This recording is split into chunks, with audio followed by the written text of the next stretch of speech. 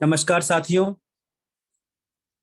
ज्ञानदूत कार्यक्रम के अंतर्गत आपका एक बार पुनः स्वागत है।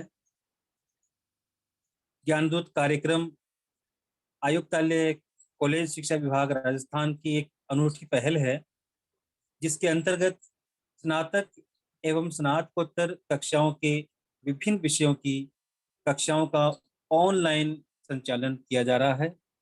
एवं इसी क्रम में इतिहास विषय की कक्षाओं का संचालन राजकीय लोहिया महाविद्यालय चूरू के द्वारा किया जा रहा है। इतिहास विषय की कक्षाओं के क्रम में आज के व्याख्यान का विषय है भारत सरकार अधिनियम 1935 का मूल्यांकन। एवं इस व्याख्यान की प्रस्तुति देंगे आदरणीय डॉक्टर प्रणव देव सर। आप राजकीय महाविद्यालय झालावाड़ में सह आचार्य हैं। जानकारी के लिए बता दूं कि इस विषय से संबंधित सर का यह तीसरा व्याख्यान है। इससे पूर्व भारत सरकार अधिनियम 1935 की पृष्ठभूमि, परिचय एवं इसके उपबंध एवं विशिष्टताओं के संदर्भ में आप 2 व्याख्यान इस चैनल पर पहले ही प्रसारित कर चुके हैं। एवं आज आप इस अधिनियम के मूल्यांकन पर चर्चा करेंगे। तो मैं बड़े ही आदर एवं सम्मान के साथ आमंत्रित करता हूं आदरणीय डॉक्टर प्रणव देव सर। सभी को नमस्कार। ज्ञानदूत चैनल के अंतर्गत जो इतिहास विषय की कक्षाओं का संचालन हो रहा है, उसकी उपयोगिता दिन प्रतिदिन छात्रों के बीच में बढ़ रही है, लोकप्रियता बढ़ती जा रही है। तो इस सिलसिले में मैंने जो पूर्व में 1935 के अधिनियम की चर्चा आपके समक्ष की थी, उसके सिलसिले में अब ये जो भारत सरकार अधिनियम 1935 है, इसका मूल्यांकन किया जाना चाहिए। हम सबको इस बारे में विचार करना चाहिए। यद्यप कोई भी विधि या विधि के इतिहास में जो विभिन्न अधिनियम अपने समय में आए, उनका महत्व उनके काल विशेष में तो होता ही है, बल्कि विधि के विकास में भी उनकी महत्वपूर्ण भूमिका होती है। इस दृष्टि से ये 1935 का अधिनियम काफी महत्वपूर्ण अधिनियम है। और इस अधिनियम ने जो बाद में हमारे भारत का संविधान बना, उसकी भावभूमि के रूप में जो मूलाधार दिया, वो उल्लेखनीय रहा है। विभिन्न राजनीतिक दलों ने, विधिवेत्ताओं ने इस अधिनियम का मूल्यांकन अपने अपने ढंग से किया है। मैं सभी के बीच में एक सामान्य छोटी सी दृष्टि के साथ कि आप एक साधारण रूप में इस अधिनियम का महत्व समझ सकें, मूल्यांकन प्रस्तुत कर रहा हूं। इस अधिनियम द्वारा प्रस्तावित अखिल भारतीय संघ में एक संघ के सभी मौलिक तत्व विद्यमान थे, लेकिन इसके कुछ एक विचित्र प्रावधानों के कारण जो संघ की योजना थी वो उपहास बनकर रह गई। इतना ही नहीं, देसी रियासतों ने इसे अस्वीकार ही नहीं किया, अपितु कांग्रेस एवं अन्य दलों ने भी इसे अनुचित बताया। भारत के लगभग सभी राजनीतिक दलों ने इस एक्ट की किसी न किसी रूप में निंदा की। कांग्रेस ने तो इसे पूरी तरह से रद्द कर दिया। पंडित जवाहरलाल नेहरू ने इस एक्ट को दास्ता का चार्टर बताया। उन्होंने यह भी कहा कि यह अधिनियम एक ऐसी मशीन है जिसमें ब्रेक तो बहुत सुदृढ़ हैं, लेकिन इंजन नहीं था। पंडित मदन मोहन मालवीय ने इसे ऊपर से जनतंत्रवादी लेकिन अंदर से खोखला बताया। चक्रवर्ती राजगोपालाचारी जी ने इस एक्ट को द्वैध शासन प्रणाली से भी बुरा कहा। मुस्लिम लीग के नेता मोहम्मद अली जिन्ना ने भी इस एक्ट की आलोचना की और कहा कि यह पूर्णतः सड़ा हुआ, मौलिक रूप से बुरा और पूर्ण रूपेण अस्वीकृत एक्ट है। सर षणमुखम चेट्टी ने इस एक्ट की आलोचना करते हुए कहा था, प्रादेशिक स्वशासन व्यवस्था और सन 1935 ईस्वी के भारत अधिनियम के बीच दूरी अधिक है। ना हमारा अपने आंतरिक मामलों और ना बाह्य मामलों पर नियंत्रण है। गवर्नर जनरल के आरक्षण विशेषाधिकारों, भारतीय विधानसभा की त्रुटियों तथा संघ एवं प्रांत के मंत्रियों के उत्तरदायित्व न होने के कारण यह स्पष्ट है कि प्रादेशिक स्वशासन व्यवस्था नहीं है। एटली जैसे निष्पक्ष ब्रिटिश राजनीतिज्ञों ने भी इस एक्ट की आलोचना की है और कहा है कि इसमें अधिराज्य या औपनिवेशिक स्वराज जैसी चर्चा तक नहीं थी। सामान्यतः संघ उन राज्यों के एकीकरण से उत्पन्न होते हैं जो पहले स्वतंत्र तथा प्रभुत्व संपन्न हो। भारतीय संघ का निर्माण देशी रियासतों के पूर्ण विलय एवं ब्रिटिश प्रांतों एवं राज्यों को पूर्ण स्वायत्तता देकर किया जाना था, किंतु साम्राज्यवादी सरकार ने ऐसा नहीं किया। संघ की इकाइयों में प्राय एक रूपता पाई जाती है, लेकिन प्रस्तावित संघ की इकाइयों की स्थिति ना तो एक सी प्रारूपित थी और ना ही उनकी आंतरिक व्यवस्था की एक रूपता थी। जहां ब्रिटिश भारत के प्रांतों के लिए कुछ सीमा तक लोकतंत्रात्मक व्यवस्था के प्रावधान थे, जबकि देशी राज्य आंतरिक मामलों में निरंकुश नरेशों की स्वेच्छाचारिता के गढ़ थे। भारत के प्रस्तावित संघ में एक ओर तो प्रांतों के लिए संघ में शामिल होना अनिवार्य और स्वाभाविक था और देशी राज्यों को संघ में मिलाने के लिए एक अधिमिलन पत्र, इंस्ट्रूमेंटेशन ऑफ एक्सेशन पर हस्ताक्षर आवश्यक थे। यदि कोई देशी शासक संघ में शामिल न होना चाहे तो उसे बाध्य नहीं किया जा सकता था। इसके अतिरिक्त भारतीय संघ में शामिल होने वाले देशी राज्यों के संघ में सम्मिलित होने के शर्त एक दूसरे से भिन्न हो सकती थी। देशी राज्यों को इस बात का निर्णय करने की स्वतंत्रता थी कि उनके राज्य क्षेत्र के भीतर संघीय सरकार किन शक्तियों का उपयोग करेगी और किन का नहीं। देशी रियासतों का प्रतिनिधित्व अनुपातिक दृष्टि से उच्च 40% और निचले 33% अर्थात दोनों सदनों में अधिक था, जबकि राज्यों की जनसंख्या भारत की कुल जनसंख्या की 23% थी। राज्यों के प्रतिनिधि राजाओं द्वारा मनोनीत होने को थे, जो पूर्णतः असंगत एवं अनुचित था। भारत की राजनीतिक, सामाजिक एवं आर्थिक प्रगति के लिए भारत का पूर्ण राजनीतिक एकीकरण अनिवार्य था। औपनिवेशिक सरकार ने अपने हितों की रक्षा के लिए भारत की छोटी छोटी रियासतों के अस्तित्व को बनाए रखा। परिणामतः रियासती भारत का प्रशासन राष्ट्रवादी गतिविधियों के अभाव में ब्रिटिश भारत के प्रशासन से बिल्कुल भिन्न तथा पिछड़ा हुआ रहा। भारत सरकार अधिनियम 1935 के अंतर्गत भारतीय रियासतों के प्रावधान का मूल्यांकन करते हुए रजनी पामदत्त लिखते हैं, इसके जरिए न केवल जनतंत्र को नकारा गया है, बल्कि भारत में साम्राज्यवादियों का शिकंजा और मजबूत बनाने के लिए तथा साम्राज्यवादी शासन के ढांचे के अंदर प्रतिक्रियावादी शक्तियों का पलड़ा और भारी करने के लिए एक तंत्र की स्थापना की गई। संघीय योजना की समालोचना करते हुए एवी कीथ को उद्धृत करते हुए आगे लिखा है, संघीय योजना के लिए किसी तरह का संतोष का अनुभव किया जाना कठिन है। जिन इकाइयों से इसकी संरचना की गई है वे इतनी विषम है कि उन्हें ठीक से एक साथ नहीं रखा जा सकता और यह बात काफी स्पष्ट है कि अंग्रेजों की तरफ इस योजना का समर्थन इसलिए किया जा रहा है ताकि इसे विशुद्ध कट्टरवादिता का तत्व दिया जा सके, जिससे ब्रिटिश भारत द्वारा प्रदान किए गए जनतंत्र के हर खतरनाक तत्व का मुकाबला किया जा सके। राजसंघ की उत्पत्ति के पीछे यह इच्छा काम कर रही थी कि जिम्मेदार सरकार को ब्रिटिश भारत में केंद्र सरकार तक विस्तार देने के लिए मसले को टाल दिया जाए। जैसा विदित है कि किसी भी राष्ट्र के संघ का निर्माण स्वेच्छा से किया जाता है, किंतु यह संघ स्वैच्छिक न होकर ऊपर से थोपा गया था। जहां ब्रिटिश प्रांतों के लिए संघ में प्रवेश अनिवार्य था, वहीं देशी रियासतों के लिए प्रवेश ऐच्छिक था, जैसा पहले भी चर्चा हो रही है। साथ ही संघ का निर्माण करने वाली इकाइयों को अपने संविधान के निर्माण का कोई अधिकार नहीं दिया गया था और न ही उन्हें संविधान में संशोधन की शक्ति प्रदान की गई थी। संघ का प्रधान गवर्नर भारत के किसी भी प्रांत के लिए उत्तरदायी न था। सन 1935 के अधिनियम में 3 सूचियां दी गई, संघ सूची, राज्य सूची तथा समवर्ती सूची।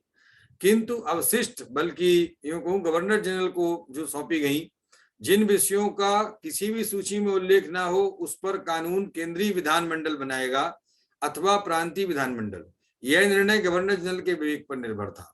दूसरे शब्दों में गवर्नर जनरल की शक्तियां इतनी व्यापक कर दी गई थी कि जनप्रतिनिधियों को प्रभावी होने की कोई संभावनाएं नहीं रह गई थी।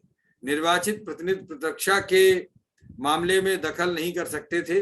राजस्व जिसे कर लगाकर एकत्र किया जाना था कि अधिकांश भाग के व्यय का अधिकार वित्त मंत्री को न था। इसी प्रकार वाणिज्य एवं उद्योग के मामलों में भी भारतीय प्रतिनिधि कानूनी प्रावधानों के कारण पंगु थे। अधिनियम द्वारा जिस केंद्रीय कार्यपालिका की व्यवस्था की गई थी उसमें ना तो उत्तरदायित्व पनप सकता था और ना ही कार्यकुशलता आ सकती थी। सामान्यतः संघों में उच्चतम न्यायालय सर्वोच्च रहता है, उसके विरुद्ध कहीं अपील नहीं होती, किंतु इस अधिनियम के अंतर्गत गठित सर्वोच्च न्यायालय के विरुद्ध निर्णय के विरुद्ध अपील की जा सकती थी। संघीय न्यायालय का सर्वोच्च न होना न्यायपालिका की सबसे बड़ी कमजोरी थी। औपनिवेशिक सरकार ने प्रांतीय स्वायत्तता का काफी ढिंढोरा पीटा, लेकिन अधिनियम के अनेक जटिल प्रावधानों ने स्वायत्तता की धज्जियां उड़ा दी। गवर्नर जनरल द्वारा आंतरिक अशांति और युद्ध के संभावित खतरे के कारण संकट काल की घोषणा से संघीय विधायिका को प्रांतीय सूची के विषयों पर कानून बनाने के अधिकार प्राप्त थे। प्रांतीय सरकारों को गवर्नर जनरल आवश्यक निर्देश जारी कर सकता था। धारा 93 घोषित करके गवर्नर प्रांतीय शासन का समस्त भार अपने हाथ में ले सकता था। कुछ विशेष प्रकार के विधेयक अथवा संशोधन का समस्त भार अपने हाथ में ले सकता था। कुछ विशेष प्रकार के विधेयक गवर्नर जनरल की पूर्व आज्ञा के बिना प्रांतीय विधानमंडलों में पेश नहीं किए जा सकते थे। प्रांतीय विधानमंडलों द्वारा पारित विधेयकों को गवर्नर जनरल की स्वीकृति के लिए सुरक्षित रखा जा सकता था और उसके लिए स्वीकृति देना या न देना अथवा ब्रिटिश सम्राट की स्वीकृति के लिए रिजर्व कर देना गवर्नर जनरल की इच्छा पर निर्भर था। सन 1935 ईस्वी के अधिनियम की विसंगतियां और अपूर्णताओं की भी चर्चा मुझे लगता है हमें करनी चाहिए। तो बिंदुवार ये चर्चा आपके सामने प्रस्तुत है। प्रथम दृष्टया स्पष्ट होता है कि सुरक्षा और विदेशी मामलों जैसे दोनों मुद्दे जो किसी भी देश के लिए अत्यधिक महत्वपूर्ण होते हैं, उन्हें भारत की संघीय सरकार को नहीं सौंपा गया था, जिनसे प्रत्यक्ष रूप से देश की आंतरिक व्यवस्था पर प्रभाव पड़ता था। सन 1935 ईस्वी के इस अधिनियम में संघीय स्वरूप पूर्णतः अव्यवहारिक एवं अधूरा था। संघ राज्य की स्थापना के लिए इसमें ब्रिटिश रियासतों का सम्मिलित होना जरूरी था। शामिल होना या नहीं होना ब्रिटिश रियासतों की इच्छा पर छोड़ दिया गया था। रियासतें इस व्यवस्था के पक्ष में नहीं थी। संघ में रियासतों के सम्मिलित न होने का फैसला उन्हीं पर छोड़ना ब्रिटिश सरकार की इस अधिनियम के प्रति अरुचि को दर्शाता है। यह यूं कहें कि कितना उस पर गंभीर थी, ये इसमें बहुत सहज में समझ में आता है कि किसी की इच्छा पर छोड़ देना बताता है कि उनकी कोई बहुत ही इंटरेस्ट नहीं था कि बने ये अधिनियम। अतः 1935 की संघ राज्य व्यवस्था की कार्यान्वित की नहीं हुई। नरेशों को अपने प्रतिनिधि मनोनीत करके भेजने का अधिकार देना भी लोकतंत्र के विरुद्ध था। संघ के अधिकार और शक्तियां भी सीमित थी और गवर्नर जनरल को तानाशाह जैसी शक्तियां प्राप्त थी। सन 1934 ईस्वी के कांग्रेस के अधिवेशन में डॉक्टर राजेंद्र प्रसाद ने अपने अध्यक्षीय भाषण में कहा था, यह कह पाना कि ये विषय हस्तांतरित हैं बिल्कुल छलावा और धूर्तता है, जबकि उनके विषय में जिम्मेदारियां अंग्रेजों के पास सुरक्षित हैं। गवर्नर, गवर्नर जनरल और ब्रिटिश दास तथा पार्लियामेंट को दी हुई विस्तृत शक्तियों ने प्रांतीय स्वराज को नहीं के बराबर कर दिया है, जो कि शक्तियों के लिए सबसे बड़ा पुरस्कार था। प्रांतीय गवर्नरों एवं गवर्नर जनरल को विवेकाधिकार कहकर मनमानी शक्तियां दे दी गई थी, जिससे प्रांतों में आंतरिक स्वायत्तता व्यर्थ हो गई। गवर्नर एवं गवर्नर जनरल को विशेष जिम्मेदारियां सौंपी गईं। यद्यपि कानून और व्यवस्था का विभाग मंत्रियों के पास था, लेकिन प्रांत में शांति कायम करने की विशेष जिम्मेदारी गवर्नर की थी। इसकी आड़ में गवर्नर क्रांतिकारी आंदोलनों को कुचल सकते थे और जैसा देखा भी है कि कुचलते भी रहे हैं। सन 1935 ईस्वी के एक्ट में आरक्षण एवं सुरक्षात्मक प्रतिबंधों की अत्यधिक व्यवस्था के माध्यम से जहां एक ओर ब्रिटिश सरकार ने भविष्य के भारत के लिए सांप्रदायिकता के बीज बोए, वहीं दूसरी ओर अपनी फूट डालो राज्य करो की नीति को पोषित किया। समानता, स्वतंत्रता, बंधुत्व को आदर्श इससे जिस प्रकार बाधित होना प्रारंभ हुआ, उसके दुष्परिणाम आज भी हम देख रहे हैं।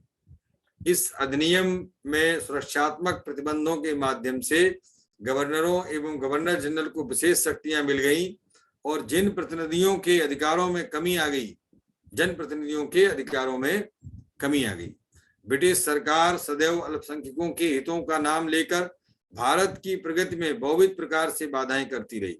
इस अधिनियम के द्वारा सांप्रदायिकता को और अधिक प्रोत्साहित किया गया। मुसलमानों के साथ सिख, भारतीय ईसाइयों, हरिजनों और आंग्ल भारतीय समुदायों को भी पृथक निर्वाचन का अधिकार दे दिया गया। इस प्रकार की व्यवस्था करके अंग्रेजों ने भारत के राजनीतिक वातावरण को विषैला बनाने का पूर्ण प्रयास किया, जिससे भारत की एकता नष्ट हो जाए और ब्रिटिश भारत में स्थायी रूप से साम्राज्य स्थापित कर सके। इसीलिए इस पर टिप्पणी करते हुए चिंतामणि ने लिखा है, सन 1935 ईस्वी के अधिनियम को मैं भारत विरोधी कानून बताने का साहस करता हूं। मुस्लिम लीग ने इस व्यवस्था की प्रशंसा की और अपने लिए अलग राज्य की मांग रख दी। सन 1940 ईस्वी में जिन्ना के द्विराष्ट्र सिद्धांत के आधार पर लीग ने पाकिस्तान का प्रस्ताव पारित कर दिया। राष्ट्रीय लिबरल फेडरेशन ने 30 दिसंबर 1935 ईस्वी को भारत सरकार अधिनियम के विषय में प्रस्ताव पास किया। यह खेद का विषय है कि ब्रिटिश संसद ने न केवल भारतीय दृष्टिकोण से उन्नत के सुझाव को अस्वीकार किया है, बल्कि और अधिक आपत्तिपूर्ण प्रावधान जोड़कर देश पर सन 1935 का अधिनियम ठोक दिया। भारत को किसी ऐसे संविधान से संतोष नहीं होगा जो कि डोमिनियन राज्यों के संविधान से मिलता जुलता न हो, जिससे भारत को राष्ट्रीय स्वशासन के पूरे अधिकार नहीं दिए गए हों और थोड़े समय के लिए अधिनियम द्वारा कम से कम आरक्षण हो और जो राष्ट्रीय एकता में सहायक हो। हिंदू महासभा ने अपने कानपुर अधिवेशन में राष्ट्रीयता और प्रजातंत्र में इस अधिनियम को बाधक मानते हुए इसको मौजूदा अधिनियम से भी अधिक बदतर बताया, यानी जो 1919 का अधिनियम था उससे भी खराब इसे हिंदू महासभा ने बताया। खालसा दरबार के अध्यक्ष सरदार मंगल सिंह ने इसे अनिच्छुक और असहाय लोगों पर थोपा गया संविधान बताया। इसी प्रकार मुस्लिम लीग ने भी इसे जबरदस्ती थोपा हुआ संविधान घोषित करते हुए इसका प्रबल विरोध किया। लीग ने इसकी भारतीय संघ योजना को हानिकारक एवं दुष्टतापूर्ण बताया। इस अधिनियम द्वारा केंद्र में स्थापित द्वैध शासन व्यवस्था की भी भारतीय विद्वानों ने आलोचना की। सन 1919 ईस्वी के अधिनियम के अंतर्गत इसकी विफलता देखी जा चुकी थी। इसके उपरांत भी इसे प्रांतों से हटाकर केंद्र में लागू कर दिया गया। गवर्नर जनरल के अधिकारों और शक्तियों के आगे केंद्रीय मंत्री शक्तिहीन हो गए। इस व्यवस्था की आलोचना करते हुए शफात अहमद लिखते हैं, मंत्री सुरक्षा व अन्य उपायों द्वारा चारों ओर से इतने घेर दिए गए हैं कि एक मंत्री के लिए अपने कार्य को इस भूल भुलैया के मध्य से स्वतंत्रता पूर्वक और सुरक्षित तरीके से निकालना कठिन हो जाएगा। इस अधिनियम में भारतीयों को आत्मनिर्णय का अधिकार नहीं दिया गया था। यह ध्यान देने योग्य है कि इस अधिनियम को ब्रिटिश पार्लियामेंट द्वारा बनाया गया था, जिसमें आगे भी संशोधन अथवा समीक्षा का अधिकार ब्रिटिश संसद को ही था। भारतीय जनता एवं राजनीतिज्ञों की इसमें कोई भूमिका नहीं थी, अर्थात ब्रिटिश पार्लियामेंट ही हमारे भाग्य का फैसला करती रही। अतः यह अधिनियम जनमत के सिद्धांत के विपरीत था। भारत सचिव और ब्रिटिश संसद का नियंत्रण सन 1947 ईस्वी तक बना रहा। भारतीयों ने इसीलिए इस कानून को अपने समय तथा समाज के लिए निराशाजनक एवं असंतोषजनक बताया। तथापि सन 1947 ईस्वी तक के सांप्रदायिक दंगे के रूप में इसके प्रभाव को देश ने भुगता। औपनिवेशिक स्वराज तो दूर की बात है, यह अधिनियम भारतीयों को उत्तरदायी शासन भी प्रदान नहीं कर सका। देशी रियासतों को अधिक प्रतिनिधित्व देने की आलोचना करते हुए शफात अहमद खान लिखते हैं, यह एक असेंबली न होकर देशी राज्यों तथा प्रांतों का एक लघु राष्ट्र संघ होगा। सर सटमुखम चेट्टी ने इस अधिनियम के बारे में लिखा है, निसंदेह यह एक दूर की चिल्लाहट थी जो भारत सरकार के अधिनियम तथा औपनिवेशिक स्वराज के मध्य दृष्टिगोचर होती है। अब जरा ये देखें कि भाई 1935 के अधिनियम का देश के संवैधानिक विकास में किस प्रकार का योगदान रहा है। प्रांतीय स्वायत्तता की दृष्टि से अधिनियम अत्यधिक महत्वपूर्ण था। भारतीयों को प्रशासन तंत्र में प्रवेश करके हस्तक्षेप करने का अवसर प्राप्त हुआ। कांग्रेसी मंत्रिमंडलों ने अपने 2 वर्ष यानी 1937 से 39 की अल्पावधि शासन व्यवस्था के अंतर्गत जनहित के कई कार्य किए। राजनीतिक बंदी रिहा किए, समाचार पत्रों की जमानत राशियां वापस की गईं, काश्तकारी कानून लागू किया गया, श्रमिकों के वेतन में वृद्धि की गई एवं शराबबंदी एवं नशीली दवाओं पर रोक लगाने का प्रयास किया गया। पब्लिक हेल्थ यानी सार्वजनिक स्वास्थ्य एवं शिक्षा के क्षेत्र में भी सुधार का प्रयास किया गया। इसीलिए एच.बी. हडसन ने इस एक्ट के बारे में लिखा है, इसने संवैधानिक विकास में नवीन युग का सूत्रपात किया। राजनीतिक और संवैधानिक दृष्टि से यह महत्वपूर्ण एवं साहसिक कार्य था, हालांकि इसके उच्चतम उद्देश्यों की प्राप्ति नहीं हो सकी थी। सैद्धांतिक दृष्टि से इस एक्ट द्वारा भारतीय प्रदेश के समस्त प्रशासन का भार और उसका जिम्मा महामहिम सम्राट की सरकार पर डाल दिया गया। इस एक्ट से प्रतिनिधि शासन व्यवस्था का सूत्रपात हुआ। लॉर्ड लिथगो ने इन सुधारों के संबंध में कहा था, इंग्लैंड और भारत के राजनीतिज्ञों के संयुक्त प्रयासों के फलस्वरूप ऐसे प्रतिनिधि स्वशासन का सूत्रपात होने वाला है जो उन सभी धारणाओं के विस्तार और साहस के लिए इतिहास में अद्वितीय है। इसमें पुराने साम्राज्यवादी विचारों को साझेदारी और सहकारिता के बदले छोड़ने की बात है। संघीय न्यायालय की स्थापना भी इस एक्ट का एक महत्वपूर्ण कदम था। संक्षेप में यह कहा जा सकता है कि अधिसंख्यक लोगों ने इस एक्ट को निराशापूर्ण बताया है। पंडित जवाहरलाल नेहरू ने इसे अनैच्छिक, अप्रजातांत्रिक और अराष्ट्रवादी संविधान की संज्ञा दी है, जो समस्त देश पर सर्वसम्मत इच्छा के विरुद्ध लाद दिया गया। भारतीयों के विरोध के कारण अधिनियम का संघीय भाग लागू नहीं किया गया, इसलिए संघीय विधानमंडल भी नहीं बना और केंद्र में 1919 के एक्ट के अनुसार ही कार्य चलता रहा। प्रांतीय विधानमंडलों का चाहे अल्पकालीन हो गठन अवश्य हुआ। इस व्याख्यान या 1935 के अधिनियम संबंधी जो आप विस्तृत अध्ययन यदि करना चाहें तो दुर्गादास बसु की जो पुस्तक है भारत का संविधान एक परिचय, डी.डी. बसु साहब की, वो आप देख सकते हैं। इसी तरीके से प्रोफेसर रामलखन शुक्ल जी द्वारा संपादित आधुनिक भारत का इतिहास जो दिल्ली विश्वविद्यालय से प्रकाशित है, उस पुस्तक का अध्ययन कर सकते हैं। और उसी सिलसिला में राजस्थान हिंदी ग्रंथ अकादमी जयपुर द्वारा प्रकाशित आधुनिक भारत पुस्तक, जिसका संपादन प्रोफेसर बृज किशोर शर्मा जी ने किया है, वो भी उपयोगी है। और एक अन्य पुस्तक आधुनिक भारत जिसका प्रकाशन राजकमल प्रकाशन से हुआ है, वो डॉक्टर पी.एल. गौतम साहब की पुस्तक, उसको भी आप पढ़ सकते हैं। तो इस तरह से ये 1935 का अधिनियम भारत के संवैधानिक इतिहास में एक महत्वपूर्ण अध्याय है। धन्यवाद।